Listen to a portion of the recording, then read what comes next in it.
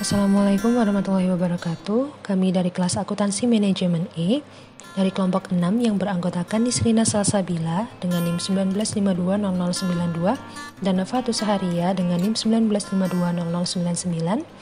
Di sini kami akan menjelaskan mengenai penganggaran perusahaan. Yang pertama, saya akan menjelaskan tentang definisi penganggaran perusahaan. Apa yang dimaksud dengan penganggaran perusahaan? Penganggaran perusahaan merupakan pembuatan rencana kerja dalam jangka waktu 1 tahun dan dinyatakan dalam satuan moneter maupun satuan kuantitatif. Rencana kerja perusahaan dapat ditulis dalam bentuk sederetan angka yang merupakan tujuan perusahaan untuk memudahkan anggota organisasi dalam melihat target yang ingin dicapai perusahaan dalam periode tertentu. Rencana kerja anggaran perusahaan disusun berdasarkan pangsa pasar atau market share, yang mana merupakan persentase penjualan yang dibandingkan dengan penjualan di pasar, jenis produk, teknologi yang digunakan, sumber daya manusia, budaya perusahaan, citra perusahaan, dan juga sistem informasi yang digunakan. Ciri-ciri anggaran. Tidak setiap rencana kerja dapat disebut sebagai anggaran. Oleh karena itu, anggaran memiliki ciri-ciri khusus, yaitu yang pertama dinyatakan dalam satuan moneter. Penulisan dalam satuan moneter ini dapat didukung oleh satuan kuantitatif lain, misalnya unit. Hal ini bertujuan untuk mempermudah memahami rencana tersebut. Yang kedua, umumnya mencakup kurun waktu 1 tahun. Batasan waktu di dalam penyusunan anggaran akan berfungsi untuk memberikan batasan rencana kerja. Yang ketiga, mengandung komitmen manajemen, disertai upaya oleh berbagai pihak anggota organisasi untuk mencapai tujuan yang telah ditetapkan. Yang keempat, anggaran harus disetujui oleh atasan atau pejabat yang lebih tinggi. Jadi anggaran harus disetujui oleh pihak atasan atau dewan direksi dan tidak dapat disusun sendiri-sendiri tanpa persetujuan dari atasan pihak penyusun. Dan yang kelima, perubahan anggaran hanya dapat dilakukan apabila ada keadaan khusus. Jadi anggaran hanya boleh diubah jika situasi eksternal maupun internalnya tidak memungkinkan lagi untuk mempertahankan anggaran, dan tidak setiap saat boleh dirubah. Fungsi dan pentingnya anggaran ada 4 poin. Yang pertama adalah planning atau perencanaan. Ditetapkan tujuan jangka panjang dan pendek, sasaran strategi, produk, pemasaran, dan termasuk di dalamnya menetapkan produk, sumber daya, serta memasarkan produk tersebut. Lalu yang kedua ada organizing atau pengorganisasian. Setelah perencanaan ditetapkan, maka perusahaan mencari sumber daya yang dibutuhkan seperti modal, bangunan, mesin, SDM untuk menghasilkan produk yang direncanakan, dan sebagainya. Lalu yang ketiga ada actuating atau menggerakkan, yaitu mengarahkan, mengolah, atau menggerakkan setiap sumber daya yang ada agar dapat digunakan sesuai dengan fungsinya. Setiap sumber daya diarahkan dan dikoordinasikan satu dengan lainnya agar dapat bekerja secara optimal. Lalu yang keempat ada controlling atau pengendalian. Langkah berikutnya adalah memastikan bahwa setiap sumber daya tersebut bekerja sesuai dengan rencana yang telah ditetapkan. Fungsi ini berkaitan erat dengan upaya menjamin bahwa setiap sumber daya telah bekerja dengan efisien dan efektif. Mekanisme penyusunan anggaran perusahaan. Dalam penganggaran terdapat tahapan-tahapan yang harus dilalui agar anggaran tersebut dapat digunakan oleh organisasi atau instansi. Tahapan tersebut antara lain, yang pertama yaitu menentukan pedoman anggaran. Anggaran yang akan dibuat pada tahun yang akan datang sebaiknya disiapkan beberapa bulan sebelum tahun anggaran berikutnya dimulai.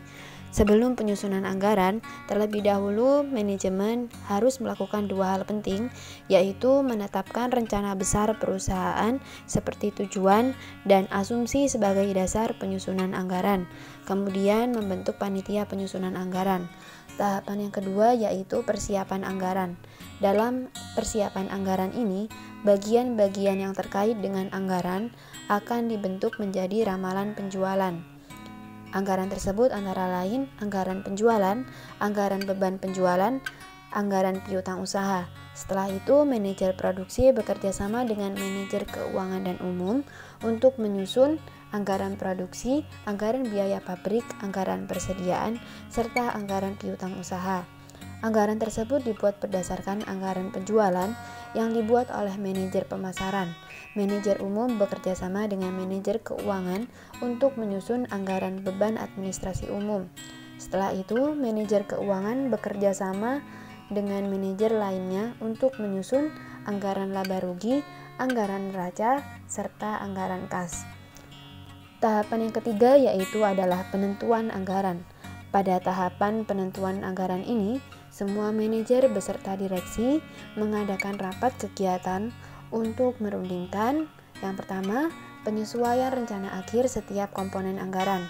Yang kedua, koordinasi dan penelaahan komponen anggaran. Yang ketiga adalah pengesahan dan pendistribusian. Untuk tahapan yang terakhir adalah pelaksanaan anggaran. Untuk kepentingan pengawasan, setiap manajer membuat laporan realisasi anggaran. Setelah dianalisis, kemudian laporan realisasi anggaran disampaikan kepada direksi.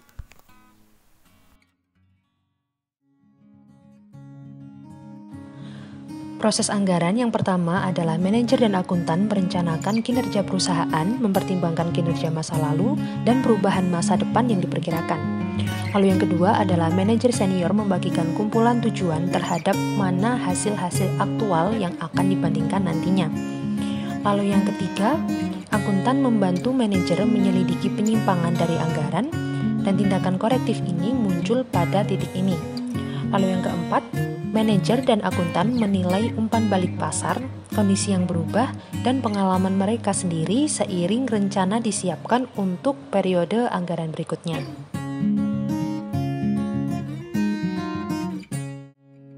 Langkah-langkah anggaran sebagai operasi dasar. Yang pertama yaitu mempersiapkan anggaran penjualan, yang kedua mempersiapkan anggaran produksi dalam satuan unit, kemudian yang ketiga mempersiapkan anggaran penggunaan bahan langsung dan anggaran pembelian bahan langsung, yang keempat yaitu mempersiapkan anggaran tenaga kerja langsung, yang kelima mempersiapkan anggaran biaya overhead pabrik. Lalu lanjutan mengenai langkah-langkah anggaran operasi dasar, yang keenam adalah mempersiapkan anggaran persediaan akhir, lalu yang ketujuh mempersiapkan anggaran harga pokok penjualan, lalu yang kedelapan mempersiapkan anggaran pengeluaran operasi atau biaya periode, lalu yang kesembilan mempersiapkan laporan laba rugi yang dianggarkan.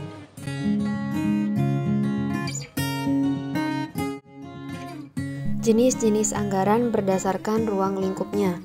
Yang pertama yaitu adalah anggaran parsial, yang merupakan anggaran yang terdiri dari satu jenis kelompok kegiatan tertentu dan ruang lingkupnya pun juga terbatas.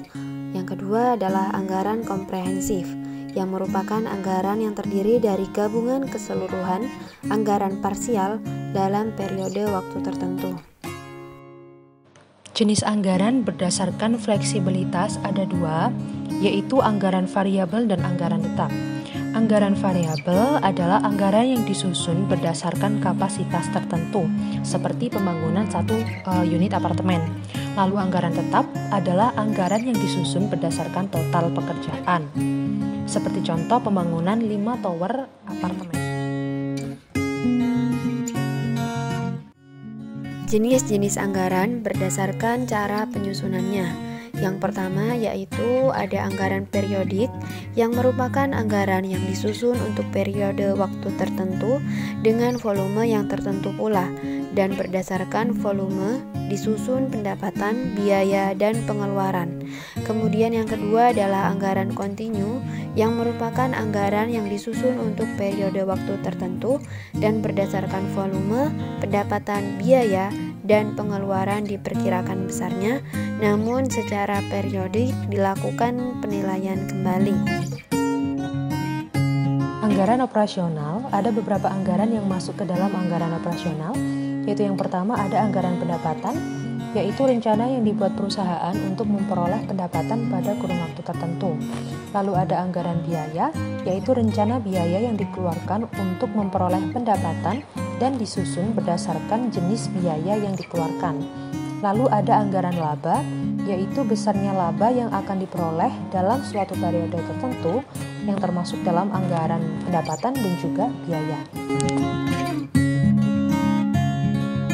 Anggaran biaya, rencana biaya yang dikeluarkan Untuk memperoleh pendapatan disusun berdasarkan jenis biaya yang dikeluarkan, yaitu yang pertama adalah biaya bahan baku, yang kedua biaya tenaga kerja, yang ketiga biaya overhead, yang keempat biaya pemasaran, dan yang kelima yaitu biaya administrasi. Anggaran penjualan merupakan rencana kerja di masa mendatang pada suatu kurun waktu tertentu di bidang penjualan produk perusahaan. Dalam anggaran penjualan ini tercakup beberapa variabel terkait seperti volume penjualan berupa unit, meter, liter, ton, barel, dan harga jual per unitnya.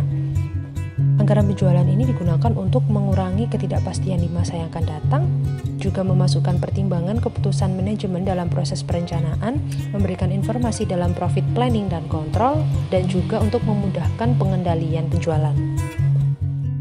Selanjutnya kita akan masuk ke contoh pembahasan soal, yaitu dengan membandingkan analisis dua jurnal. Perusahaan yang pertama, Badan Usaha Sumber Jaya, merupakan perusahaan yang bergerak di bidang produksi air minum di Kota Bandung.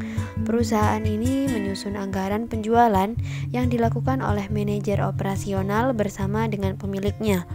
Anggaran penjualan ini dibuat dikarenakan sumber daya manusia yang mampu menyusun anggaran penjualan ini masih terbatas, serta anggaran penjualan ini akan dijadikan pedoman bagi pengelolaan operasional perusahaan. Anggaran penjualan dan realisasi penjualan tahun 2016. Dari tabel tersebut, kita dapat mengetahui bahwa terjadi selisih antara anggaran dengan realisasinya. Anggaran penjualan pada Badan Usaha Sumber Jaya setelah dibandingkan dengan realisasinya ternyata menimbulkan adanya selisih. Dilihat dari segi pendapatan, apabila anggaran lebih kecil dari realisasinya, maka terjadi selisih lebih besar atau disebut dengan favorable. Sedangkan apabila anggaran lebih besar dari realisasinya, maka terjadi selisih lebih kecil atau dapat kita sebut dengan unfavorable. Selisih pada anggaran penjualan terjadi karena adanya selisih kuantitas dan selisih harga.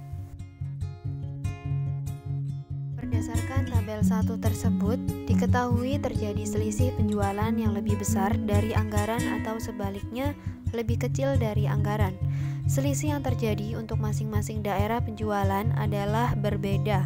Misalnya, selisih yang terjadi pada daerah penjualan kota Denpasar, yakni realisasinya lebih kecil sebesar 17% dari yang dianggarkan, atau selisihnya sebesar Rp95.120.000. Selisih realisasi atas anggaran penjualan yang terjadi pada daerah penjualan kota Kuta, yakni realisasinya sebesar 5% atau sebesar Rp19.080.000. Selisih yang terjadi ini kemudian dianalisis lebih lanjut menggunakan analisis selisih kuantitas dan selisih harga. Tabel selisih kuantitas penjualan tahun 2016 adalah sebagai berikut. Berdasarkan tabel 2 diketahui bahwa secara total kuantitas unit yang dianggarkan lebih besar dari realisasi unit penjualannya.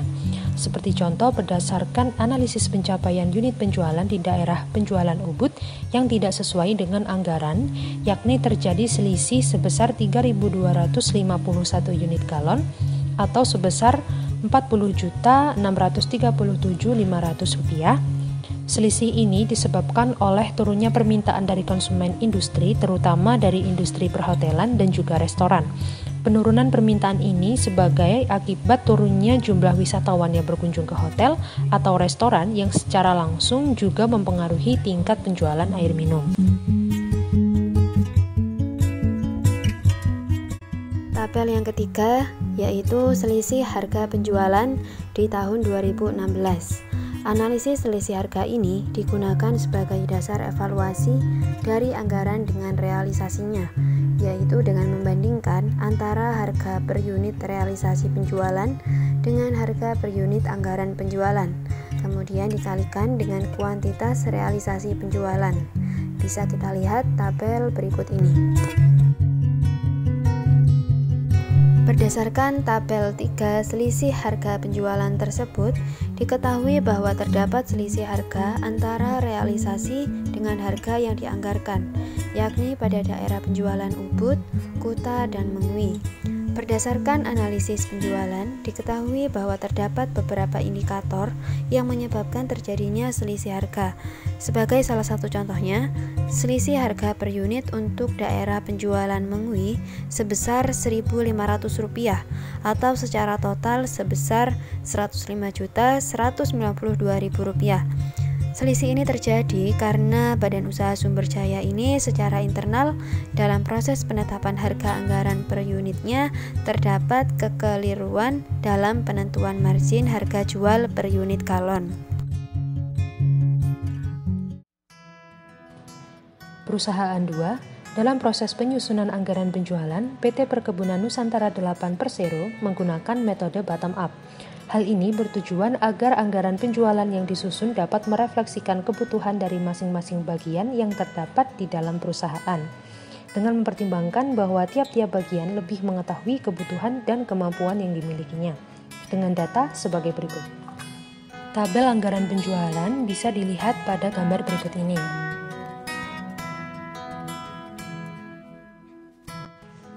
Berdasarkan tabel 1 dapat diketahui bahwa anggaran produksi yang disusun akan dijadikan dasar dalam penyusunan anggaran penjualan. Anggaran penjualan yang disusun mengikuti anggaran produksi terutama untuk menentukan target volume penjualan untuk tahun berikutnya. Jadi ini tetap berhubungan antara anggaran penjualan dan juga anggaran produksi. Selain anggaran produksi, perbandingan antara RKAP dan realisasi penjualan tahun-tahun sebelumnya juga menjadi suatu pertimbangan dalam penyusunan anggaran penjualan. Tabel pencapaian target penjualan. Dari tabel 2 mengenai pencapaian target penjualan untuk tahun 2005 dan 2006 dapat dilihat bahwa realisasi penjualan untuk tahun 2005 adalah sebesar Rp134.950.135.000, sedangkan target penjualan yang ingin dicapai pada tahun 2005 adalah sebesar Rp972.472.690.000. Hal ini berarti prestasi penjualan yang berhasil dicapai adalah sebesar 106,42% dari target yang telah ditetapkan, sehingga terdapat penyimpangan positif yaitu sebesar 6,42%. Kesimpulan hasil analisis anggaran penjualan. Untuk perusahaan yang pertama, proses penyusunan anggaran penjualan menggunakan metode top-down menunjukkan adanya selisih yang terjadi untuk masing-masing daerah penjualan, yaitu berbeda. Selisih pada pendapatan disebabkan karena adanya selisih kuantitas dan selisih harga.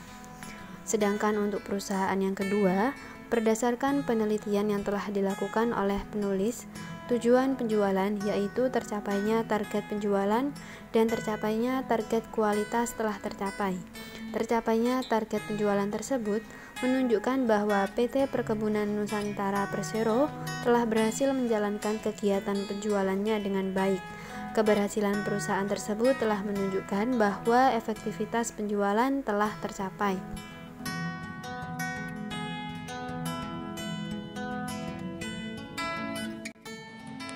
Saran untuk perusahaan 1, dalam menyusun anggaran penjualan sebaiknya JV Sumber Jaya juga mempertimbangkan pendapat dari bagian penjualan serta menggunakan data penjualan dari tahun-tahun sebelumnya.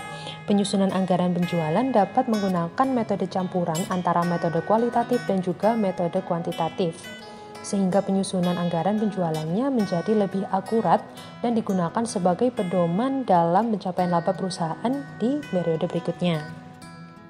Lalu untuk perusahaan kedua, dalam penyusunan anggaran perusahaan sudah bisa mencapai target yang diinginkan, maka langkah lebih baik jika pengendalian juga dilakukan dengan cara melakukan analisis terhadap tingkat produksi dan juga produktivitas kebun di tahun-tahun yang lalu.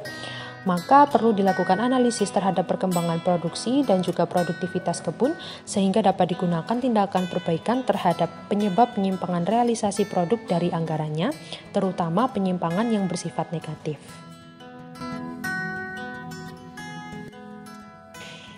Sekian yang dapat kami sampaikan, ada kurang lebihnya kami mohon maaf. Wassalamualaikum warahmatullahi wabarakatuh.